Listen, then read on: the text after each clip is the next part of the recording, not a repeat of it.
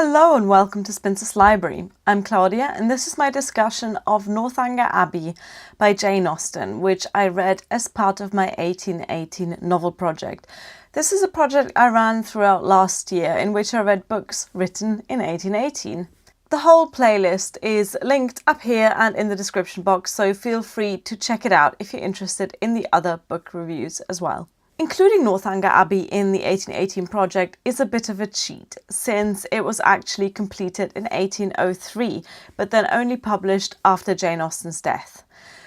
On lists of people's favourite Austen novels, this usually ranks somewhere near the bottom alongside Mansfield Park, which is my least favourite Jane Austen novel, so I really didn't know what to expect from it, but it wasn't very much. Spoiler alert, I loved it. The only thing I knew going into this novel was that it is some sort of parody of the Gothic novel that was so popular in the late 18th century. But now, after reading it, I think that calling it a parody is not quite accurate. It certainly has elements of satire and it is set around the theme of Gothic novels, but there is a lot more to the book than just parody. The story follows a 17-year-old Catherine Morland, who's by all accounts a fairly average member of the British genteel classes.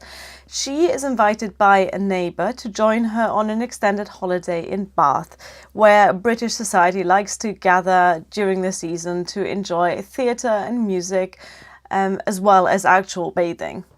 Catherine is obsessed with novels, especially Gothic romances, and wants nothing more than to be like one of those heroines in these novels.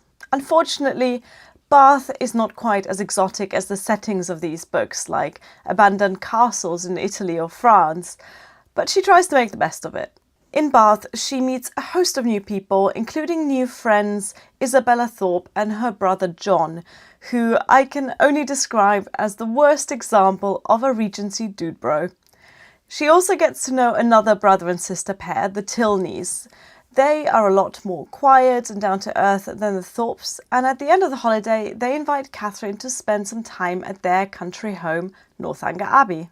Catherine is immediately reminded of the forlorn, creepy houses of her novels and is a bit disappointed to find that Northanger Abbey is for the most part large and modern and lacks the secret passages hidden behind bookcases that she was hoping for. I don't want to spoil the entire plot, so just imagine the usual Jane Austen mix of romance and opportunity, of wealth and status, mix-up and marriage proposals. At the same time, this read so differently to every other Jane Austen novel because of the way that the narrator inserts herself into the story. She frequently comments on Catherine's naivety as well as on the general subject of books. The parts where the narrator moves away from the story and just muses on novels and reading in general are some of my favourite parts. There are some passages that are there simply as justifications for the genre of the novel, in which the narrator defends it to people who don't seem to think it worth very much. This is what she had to say about people who belittle the novel. It is only a novel, or in short, only some work in which the greatest powers of the mind are displayed, in which the most thorough knowledge of human nature, the happiest delineation of its varieties, the liveliest effusions of wit and humour are conveyed to the world in the best chosen language. I love this bit. It's the perfect parallel to today's literature snobs who dismiss genre fiction or children's literature or young adult books or graphic novels. You know the type. Another reason I really enjoyed Northanger Abbey is the coming of age aspect of it. Catherine Morland is really quite young and hasn't seen much of the world at the beginning of the book.